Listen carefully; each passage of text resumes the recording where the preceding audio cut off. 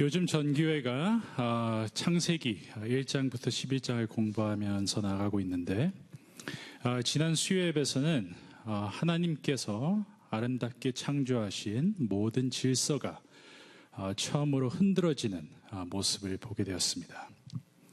다른 말로 얘기하면 하나님과 인간의 관계 그리고 서로의 관계가 이 모든 것이 깨지는 그 모습을 보게 되었습니다.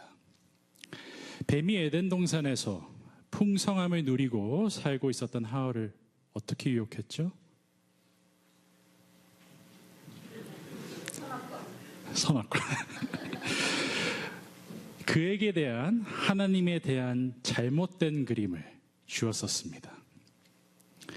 인간을 사랑하시고 돌보시는 하나님의 모습보다는 독재자의 하나님의 모습을 그에게 그려줬습니다.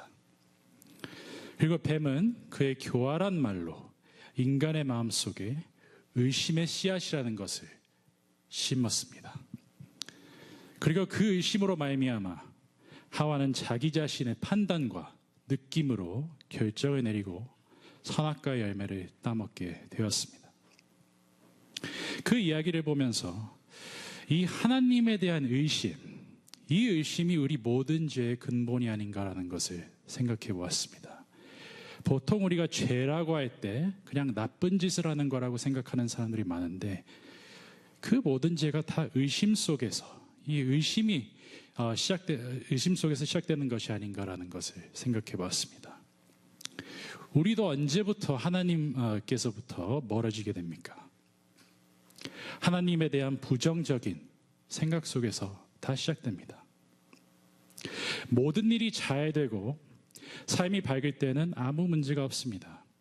오히려 그럴 때는 우리를 사랑하시고 축복하시는 하나님의 모습이 보입니다. 하지만 어려움이 닥쳐오고 불안감이 쌓이기 시작될 때 우리가 보았던 그 사랑스러운 하나님의 모습은 사라지고 마음속에 의심이 들기 시작합니다. 아무리 풍성함을 오래 누리고 살았어도 그 작은 의심 하나가 순식간에 모든 것을 잊어버리게 합니다. 그리고 우리 머릿속에 온갖 질문들이 떠오르기 시작합니다. 하나님이 정말 나를 사랑하시나? 예전엔 도와주셔도 하나님께서 정말 이번에는 날 도와주실까? 만약 그러시지 않으면 어떡하지? 그러면 내가 혼자 스스로 다 해결을 해야 되나? 이 모든 생각이 우리에게 많은 두려움을 가져다주고 성급하게 만듭니다. 결국 우리는 하나님과 동행하는 삶보다 외면하는 길을 택하게 됩니다. 하와와 같이 선악과의 나무의 열매를 먹는 길로 행하게 됩니다. 여러분, 우리에게 의심이 가져오는 유혹을 우리 스스로는 이기진 못합니다. 모든 유혹을 우리의 생각으로 맞서려고 하면 반드시 우린 질 것입니다.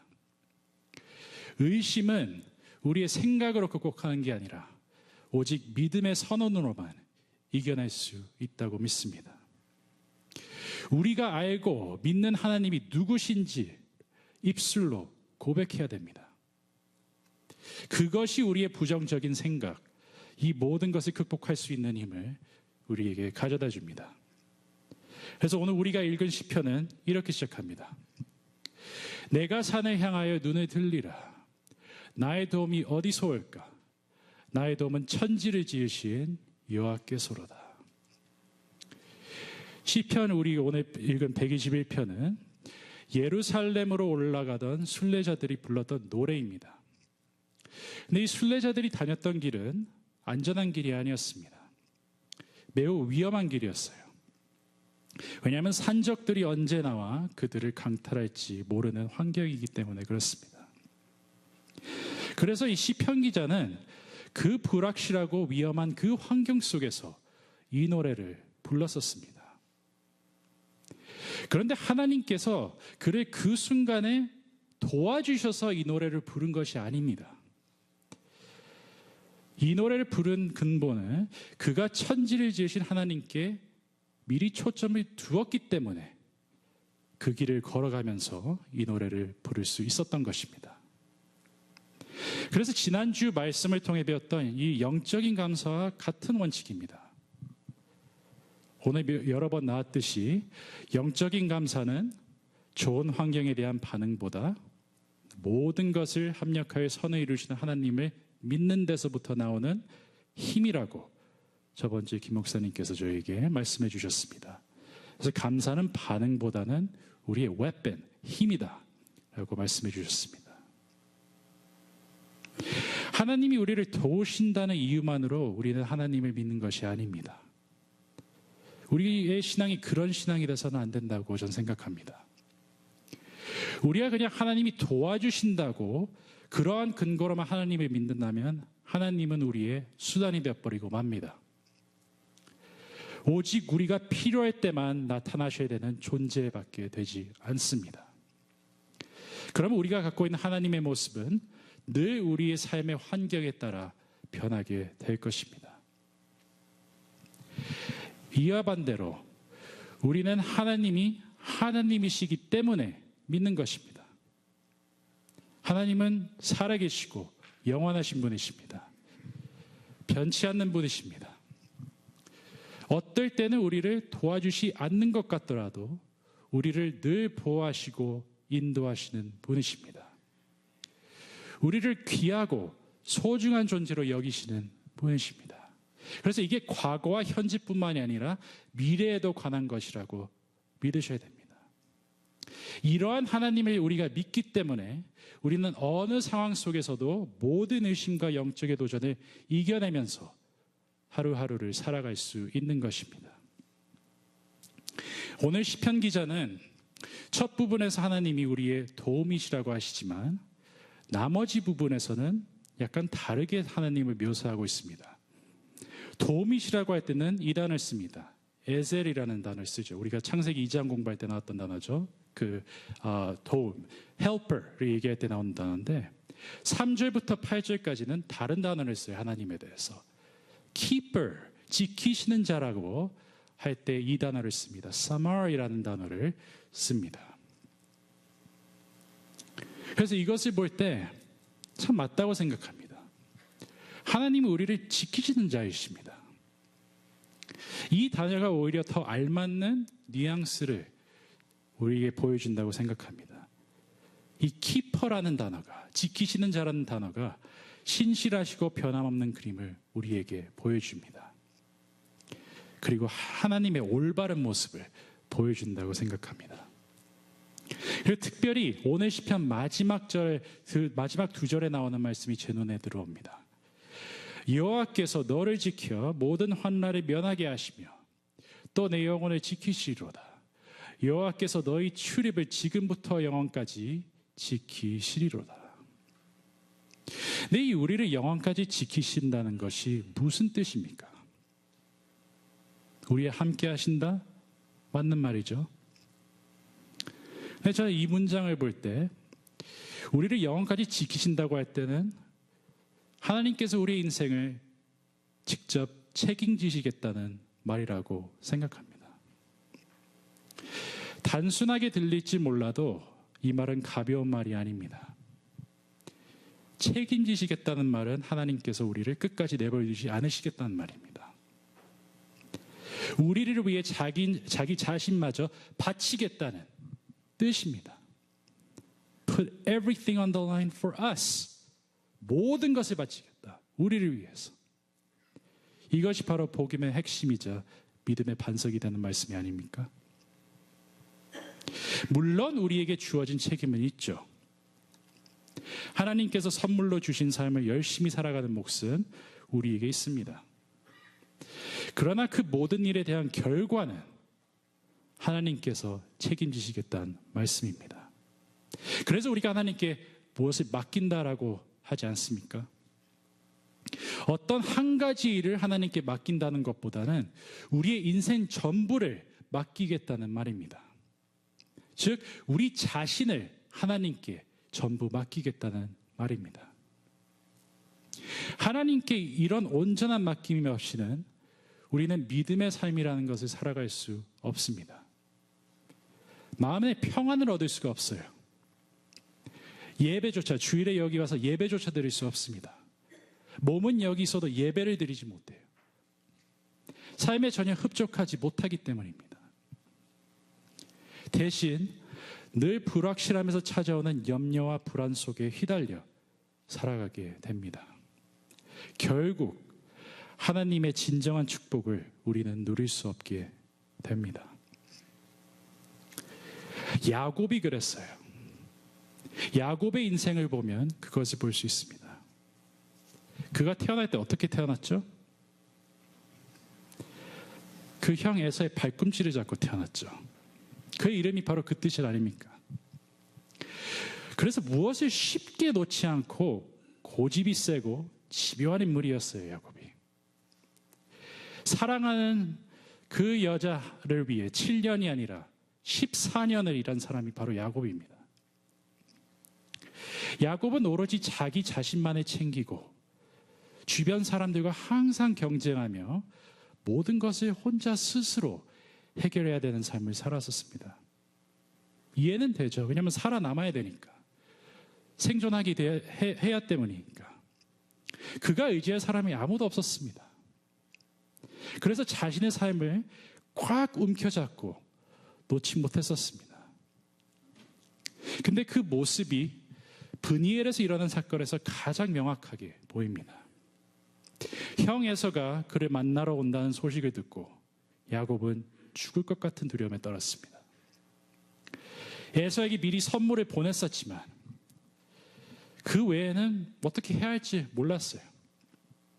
머리로는 지금까지 살았던 것처럼 머리로는 해결책을 찾았지만 그의 염려와 불안은 없어지지 않았습니다.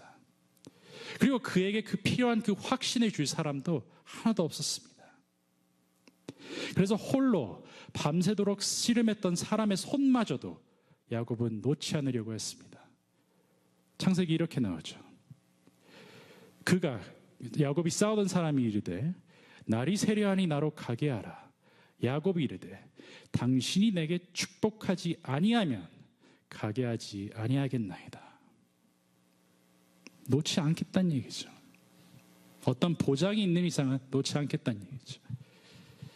그러나 야곱은 그의 허벅지 관절이 어긋남으로 잡고 있던 그 모든 것을 내려놨을 때 무슨 일을 경험했습니까? 축복받게 되었습니다. 이스라엘이라는 사람이 되었습니다. 인생의 새로운 길이 열리는 것을 보았고, 그리고 또 그가 생각했던 반대로 형 에서와 따뜻한 제휴를 가지게 되었습니다. 그를 지키시는 하나님이 그의 삶 속에서 어떻게 역사하시는 모습을 그는 보게 되었죠. 그래서 오늘 시편에서도 이스라엘 백성을 얘기하는데 이스라엘을 지키시는 이가 졸지도 아니하시고 주무시지도 아니하신다고 말합니다. 그래서 오늘 렉셔너리에 보면 이 시편 121편과 그 창세기 그 30편이 연결되어 있어요. 둘이 페어업 되어 있어요. 여러분은 하나님이 여러분을 영원까지 지키실 거라시라고 믿습니까? 안 믿으시는가 보네. 하나님이 여러분을 영원까지 지키실 것이라고 믿습니까? 머리로만이 아니라 마음속으로 믿습니까? 그렇다면 선언하십시오. 같이 따라하십시다. 하나님께서 영원까지 지키시리로다. 한 번 더 하겠습니다. 하나님께서 영원까지 지키시리로다. 아멘.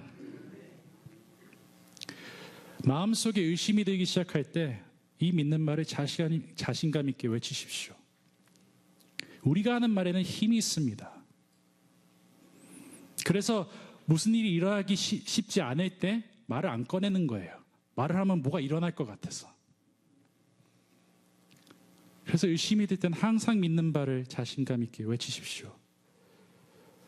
여러분이 믿는 하나님께 선언하시고 그리고 여러분 자신 하나님께 맡기십시오. 손으로 꼭 움켜잡고 있는 이 모든 것들 내려놓으세요. 지난날에 대한 후회와 수치심, 죄책감, 이 모든 것을 하나님께 드리십시오. 창세기 3장에서 무엇을 보았습니까? 죽어야 했었던 아담과 하와도 하나님께서 가죽 옷을 입혀주셨습니다. 그리고 미래에 대한 모든 염려와 걱정을 하나님께 맡기십시오.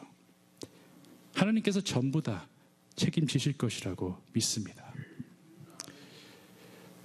지난주에 그 봉헌 시간 때 그 추수감사절로 여러분들이 다 적은 거 있죠? 그 친교실에 정 목사님께서 이렇게 다 전시해 주셨는데 금요일에 시간이 있어서 한번 읽어봤습니다. 여러분들이 감사드린 제목에서 공통적인 세 가지가 딱 있더라고요. 건강 지켜주셔서 감사합니다. 가족, 자녀들 지켜주셔서 감사합니다. 사업일을 도와주셔서 지켜주셔서 감사합니다. 다 책임지셨다는 뜻이에요. 제가 목회에 들어선 계기도 바로 이것 때문입니다. 부름은 받았었지만 막상 놓고 yes or no 결정을 해야 될 때 주저했었습니다. 두려웠고 온 의심으로 가득 차 있었습니다. 하나님이 왜 부르셨는지 이해가 안 되더라고요. 하나님에 대한 그림이 뿌였어요, 약간. 그래서 기도의 자리로 갈 수밖에 없었습니다. 그런데 그 기도의 자리에서 하나님께서 직접 하신 약속을 듣게 되었습니다. 뚜렷한 음성이었어요. 그게 뭐였냐면 나한테 맡기면 내가 다 책임지겠다. 나한테 맡기면 다 책임지겠다. 근데 그 말씀을 듣는 순간 이 마음속에 있던 모든 두려움과 불안감이 순식간에 없어지더라고요. 미래에 대한 걱정 다 없어지더라고요. 지키시는 하나님의 모습을 보게 되었기 때문에 그렇습니다. 마음속에 깊은 평안을 느끼게 되었습니다. 그래서 그 순간에 네, 하나님이 부르시는 대로 가겠습니다. 결정했습니다. 간단했어요. 근데 그 순간까지는 되게 복잡했어요.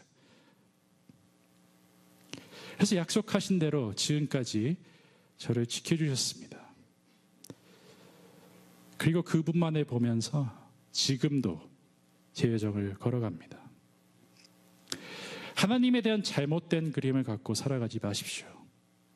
진실한 그림을 갖고 살아가십시오. 말씀에서 나오는 하나님의 모습을 마음속에 간직하시며 사시길 바랍니다. 5절 6절 말씀입니다. 여호와는 너를 지키시는 이시라. 여호와께서 내 오른쪽에 내 그늘이 되시나니 낮의 해가 너를 상하지 아니하며 밤의 달도 너를 해치지 아니하리로다. 하나님은 여러분을 지키시는 자이십니다. 여러분은 하나님의 것입니다. 아까 전에 나의 아내 거하를 부를 때 너는 내 것이라 그 부분이 나왔을 때 박봉걸 성교사님께서 딱 이러시더라고요. 너는 내 것이라. 좋았어요, 되게. 하나님의 선하심과 인자하심이 모든 상황 속에서 여러분들을 따를 것이라고 믿습니다. 예전부터 지금까지 지키신 것처럼 앞으로도 영원토록 지키실 것입니다. 우리가 오늘 시편 120편을 같이 읽었는데 참 좋았어요. 이 121편을 오는 한 주에도 매일 한 번씩이라도 읽으시고 묵상하셨으면 좋겠습니다. 처음 이 본문을 읽으면서 딱히 설교할 게 있나? 너무 이 말씀이 좋아서. 이게 이 121편 자체가 하나의 설교인데 그 정도로 아름답고 좋은 시편입니다. 우리가 설교에 부를 찬양도 이 시편의 배경으로 쓴 노래입니다. 그래서 우리가 그 말을 노래할 때 시편 기자의 고백이 우리의 고백이 되기를 바랍니다. 같이 찬양하시겠습니다.